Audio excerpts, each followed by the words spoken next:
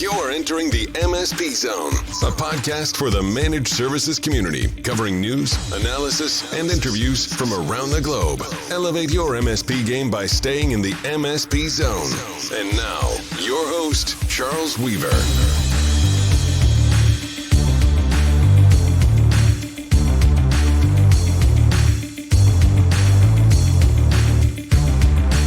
Today, we are talking about private cloud.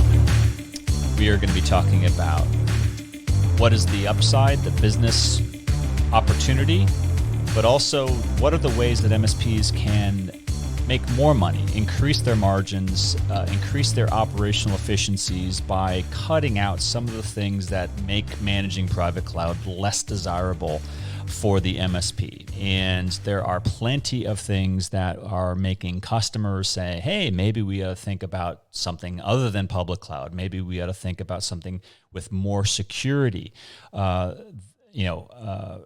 security options for us, more privacy options, perhaps. And these things inevitably lead to private cloud conversations. And very happy to have our special guest today, who's going to be sharing some of his insights about how managed service providers can and probably should be optimizing their kind of back-end managed services delivery processes in order to make sure that private cloud management is profitable and easy to do, or if not easy, at least possible to do. And joining the MSP Zone program is Mr. Alan Zurakowski from HyAlto. Alan, Happy New Year and welcome to the program.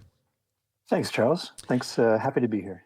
Okay, for those out there who are not familiar with HyAlto, what's the 30,000 foot view of what you guys are doing?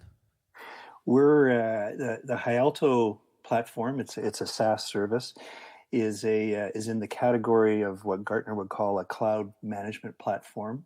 We've been around for just over 9 years now, and our core technology is to help MSPs, CSPs, cloud service providers, managed service providers, who have an investment in VMware. So we've got a tool set with the HyAlto platform that helps them frankly increase their revenues, the owners like that, but also helps the technical folks with a lot of automation behind the scenes, particularly around their VMware infrastructure.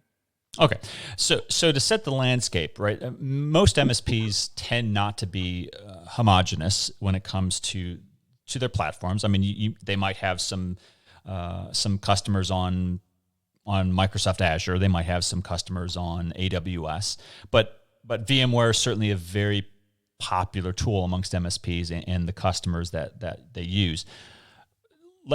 Let's kind of stipulate or accept as given that there are a number of fairly mature MSPs out there who are practicing in the private cloud sector.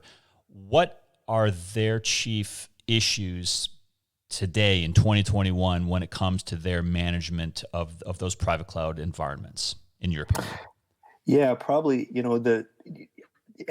as you said, Charles, there's a lot of public cloud and private cloud deployments. And when you look at the media, for sure, the public cloud hyperscalers, in my opinion, get a lot of media attention. It's usually the headlines, as everyone knows, the AWS, Azure, Google, these companies are growing at 40, 50, 60% quarter over quarter.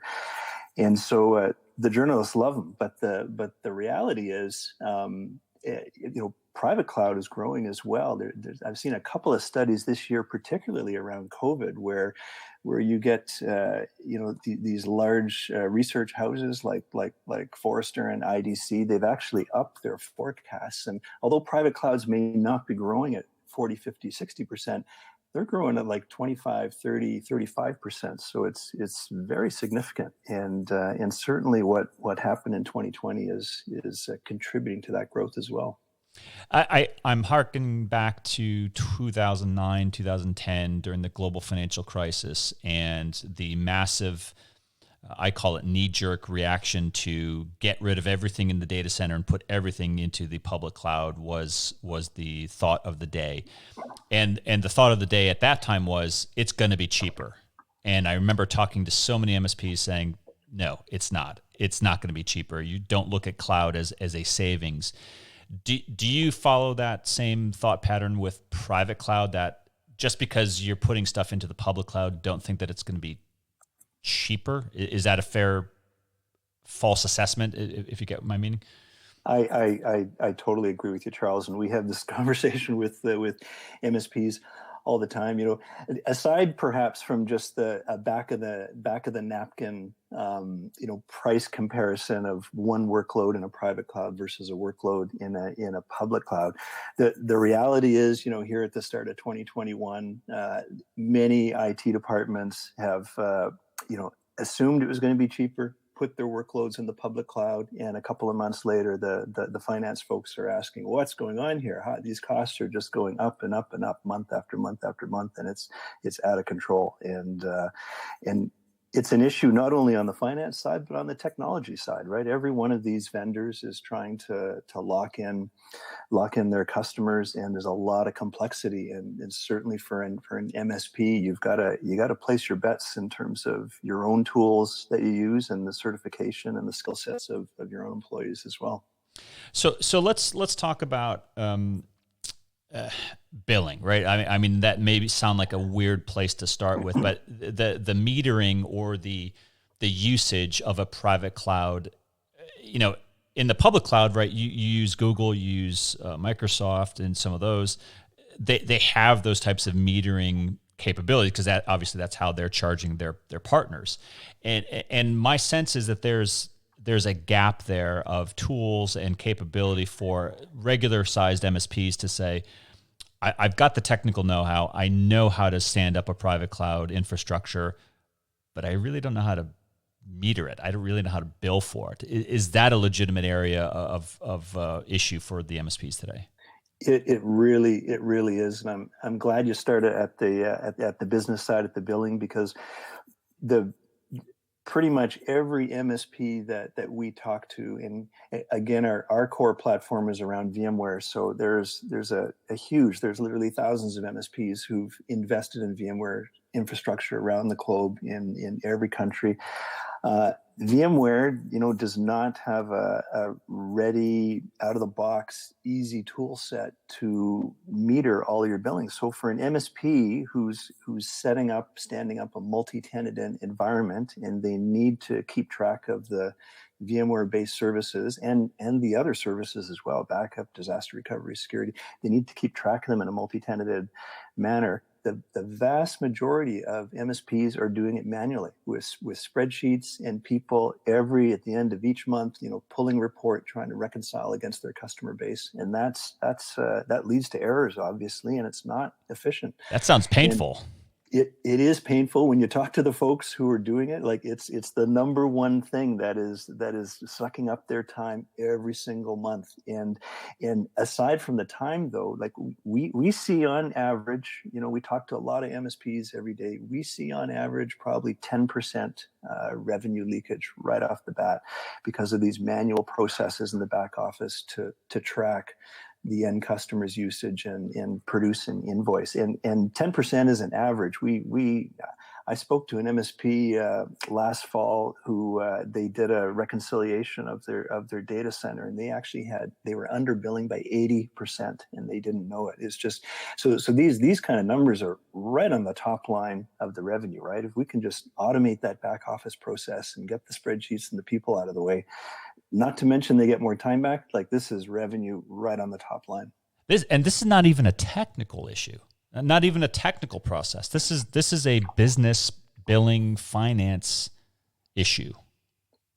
Totally. It's a back office, in the old days, we'd call it the OSS, the BSS OSS system. This is just a back office process of how can I accurately track my end customers' VMware consumption for my IaaS service and my VMware infrastructure, and feed that into my PSA in an automated way. And as I said, we see on average 10% every month, and so it's a game changer, because that's money on the top line that allows these MSPs to do other things. Okay. So I think that's a huge thing that most MSPs, if they're not aware of it, they should be, because that's, 10% is good, but I mean, if they're underbilling like that one client you had at 80%, that's a lot of money left on the table that they're not collecting. Let's turn our attention to a frequent issue for MSPs, which is the visibility that the customer has in the thing that is being managed, whatever that object happens to be. And in this case, we're talking about private cloud. What types of issues and resolutions to this issue do you have when it comes to so whether it's called a portal, whether it's called a ticketing system, where the customer and the MSP alike both have to have and want visibility into that private cloud system that's being delivered? Right. So what we see, so the base use case, of course, is as you know, Charles, MSPs, tend to have sort of two methods, if you will, of how they manage their end customers. For the SMBs that they're managing, it's typically a white glove service, and so the MSP themselves are using their level ones and level twos and ultimately level threes to do everything that the customer needs to keep those workloads running and safe and secure and optimized. And then, of course, most MSPs usually have a couple of enterprise, certainly mid-size enterprise accounts, where the enterprise got an IT department that would like visibility into those workloads as well. And it's a very common ask. The problem, of course, with all these technologies from all these vendors is not every enterprise, certainly if they want to be hands-on, has VMware certified folks in addition to the certification that they need for all the other technologies. So to be able to abstract some of that complexity away in the platform, not only for the enterprise who wants hands-on, but also for the MSPs level ones and level twos who might not have or need level 3 certification on every single vendor. If you can abstract that complexity away and make it simple for 80% of the tasks that they do, it's a game changer in terms of time saving. As you're aware, Charles, I mean the IT environment and infrastructure, not even just private cloud, but the entire infrastructure around security and backup and disaster recovery, it just gets more complex every day. So anytime you can abstract some of that complexity, from my perspective and what we hear from the MSPs we speak to, it's a win for sure. So greater engagement from the customer in empowering them, as well as equipping them with the ability to do some things themselves, more things themselves, will keep them engaged, is your thesis, but also reduce the workload on the internal MSP NOC and help desk. Exactly right. And in 2020, we, due to everything that's going on in the world, and as I mentioned, like the private cloud consumption in general is increasing all around the world, and these MSPs who have a lot of manual processes in the front office and the back office, just managing their IaaS business, are in trouble, and they're looking for ways to automate because they just can't scale. They're seeing the growth from their end customer constituents, and they need to have better tool sets, as I said, for both their internal level 1, level 2 guys, but also for those customers who want to get hands-on. So scalability is a really big issue, obviously driving revenue, but driving profit on the bottom line too. All right, let's turn to the next discussion, which is something that every MSP of every size should be very familiar with, which is onboarding, provisioning, right? New services that they're delivering to their customers. It's not only a security issue in our experience, right? There's if you have a documented checklist type of approach to provisioning services and customers, that reduces the security risk potential.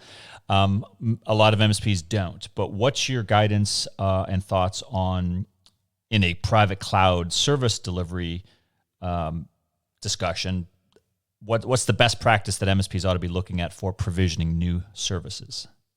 Good question, Charles. So what I see these days, and again, it's around the headline of scalability, but scalability to make sure that that as your growth increases, you're taking care of the things like security in particular, and how it's done for many MSPs, like that back end billing workflow we talked about earlier with all the manual processes, is it typically falls ultimately on the lap of the level 3, your most senior technology guys. These are the ones who are staying awake at night to making sure that every aspect of the application and the service is secure and properly provisioned, with the right resource level, and that's where the scaling really falls down if you're doing everything manually time after time, and your business is growing. So if you can push some of that, some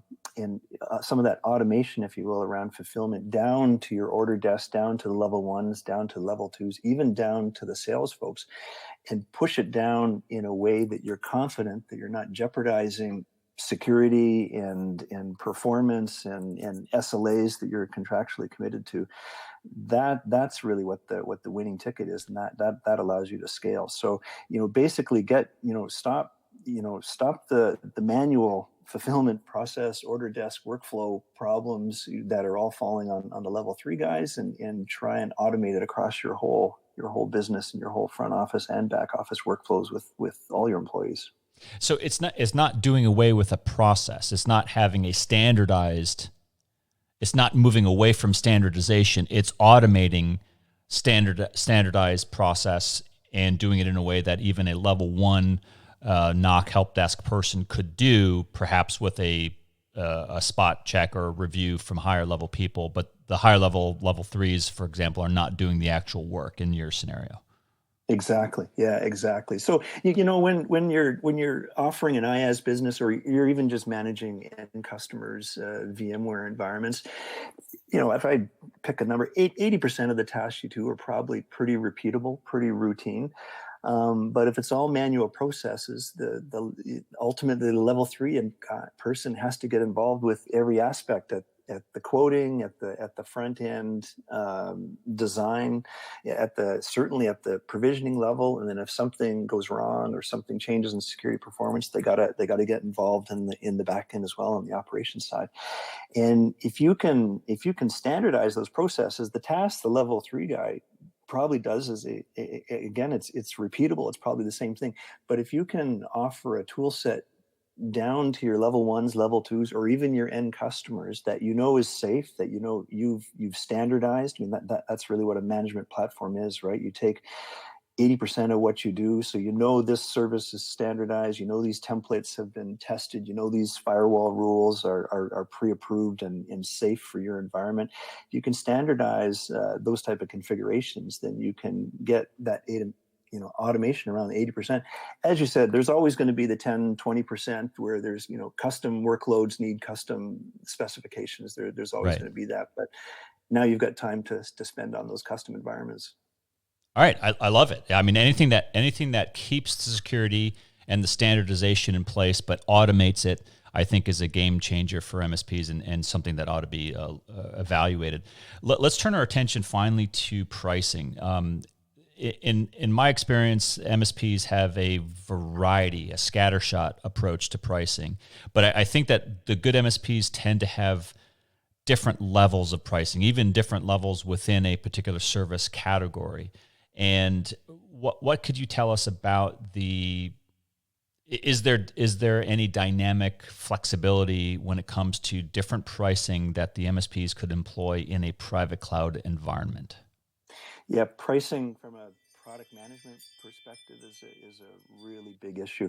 Those MSPs around the world that we talked to. So we talked about workflow, at the start of the call in the back office, around how do we reliably feed the billing engine with reliable usage data in an automated fashion. And we talked about the workflow sort of in the middle around fulfillment. How can we standardize that and automate that as well?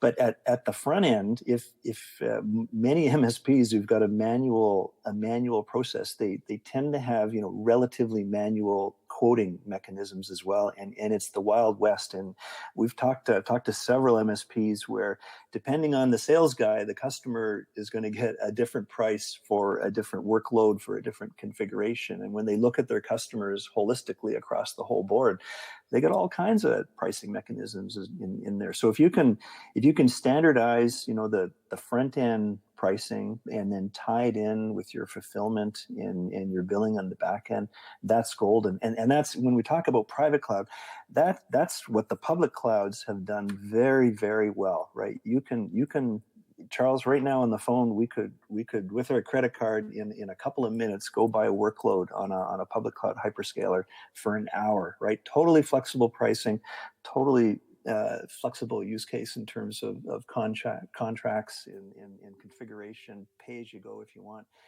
Many MSPs still to this day use what I call set it and forget it pricing with their customers. So they'll sell them an IaaS workload with a preset configuration. They'll set it up and provision it, get them to sign a 3-year contract at a fixed price every month. And goodness for many of them is not to talk to the customer again. So they've figured out what their margin should be on that price, and they just let it run. And the reality is they need some flexibility, right? They're essentially competing with the public cloud hyperscalers, so they need to be able to offer flexible pricing on a pay-as-you-go manner for whatever the customer needs. People's resources are changing. They're not, it's not like it was a few years ago. Who can predict a workload and configuration that's going to last for 3 years or 2 years? It's almost like there's a fear of having a pricing or giving a pricing change to the customer, and maybe the fear is that it could go low, but I think maybe there's a fear that, hey, could we actually increase our billings as the needs of the customers increase? And is it a fear of having that conversation, or is it just a lack of ability to know what the value is, or to even articulate what a higher cost in a private cloud would look like? Yeah, I'm not sure I'd use the word fear. Perhaps another word would just be they're stuck. If they've got manual workflows in the front end around their pricing, they're manually provisioning these services, and they're manually tracking them each month around a customer.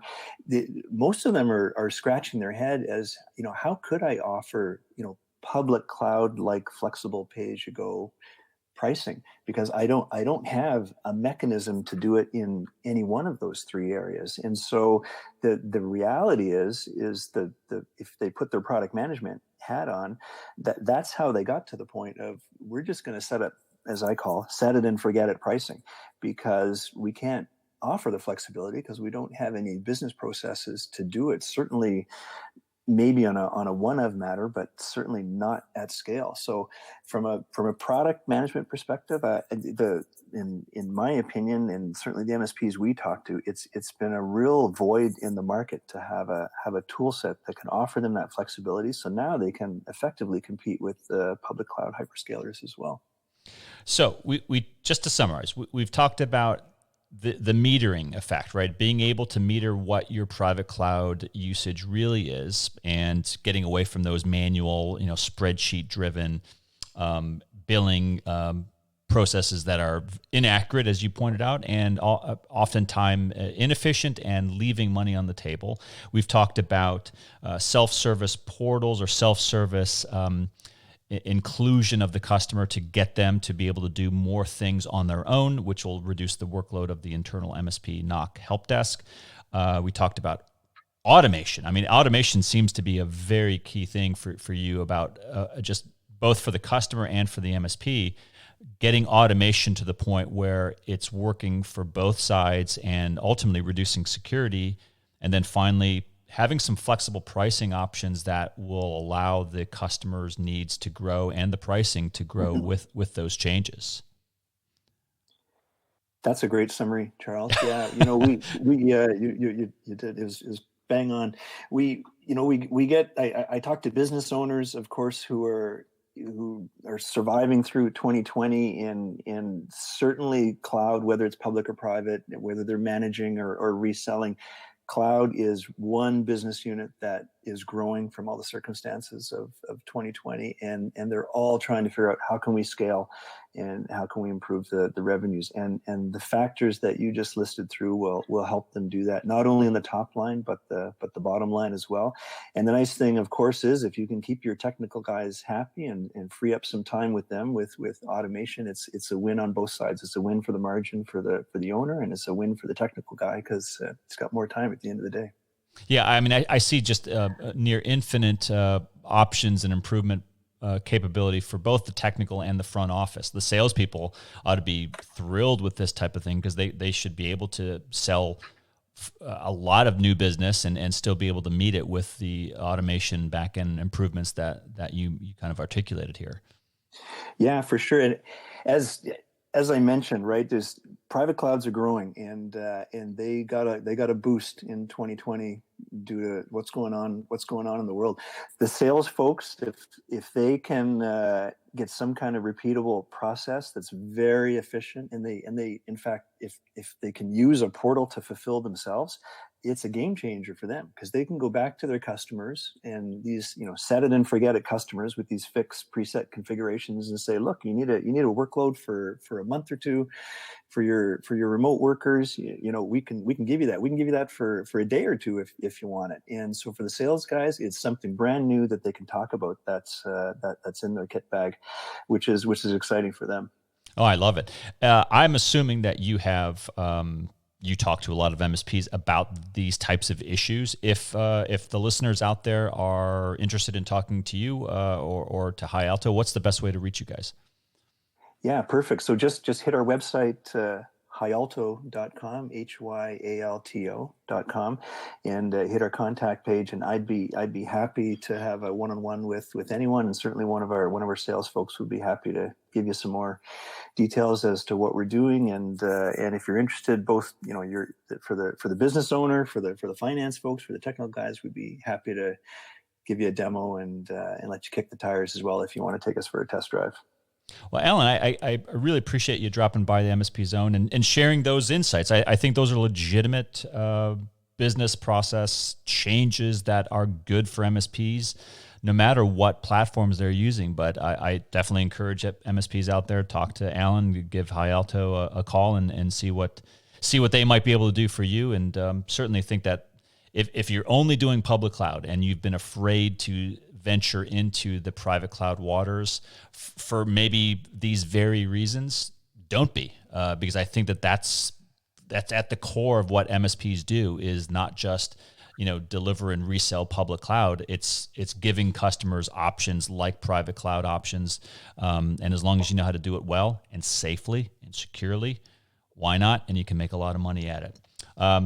Until next time, this is Charles Weaver with MSP Zone. Thanks for listening. If you enjoyed today's episode, please give us a like.